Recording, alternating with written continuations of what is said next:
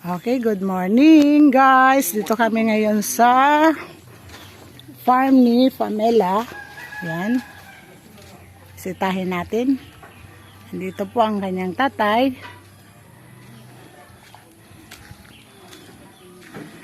Napakaluwag ng kanyang lote.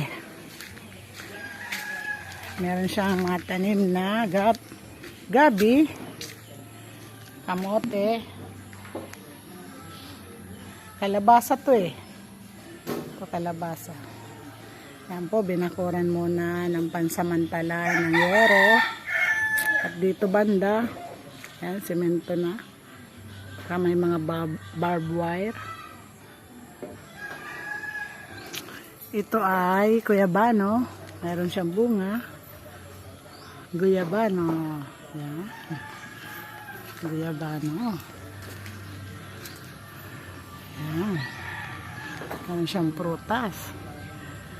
At doon, ang dami niyang tanglad. Yun, o.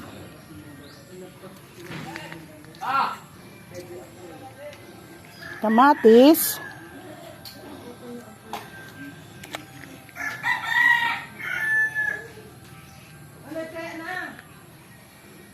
Napakalaki ng kanyang lote. Ayan. Ang ganda ng kanyang poso. Dalawa to guys.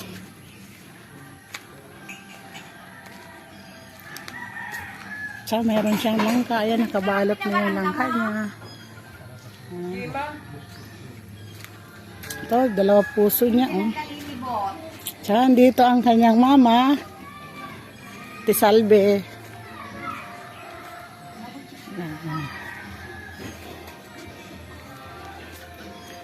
Meron nga siya palang tulungan ng baboy, 3. Ayun, natutulog yung isa. Ayan. Saka ito. Babae ito? Te? Babae. Ito lahat lalaki. Ito naman, nakabukod po yung nakabukod pala yung mga babae. Ay, lalaki. Ayan, ha. Pang-December yan. Pang-December to. Wow! December. Kamusta kayo guys? Kaway-kaway dyan. Kaway-kaway. Yan. Ito naman yung kanyang kinagawang. Yan ang TG mo. Ito.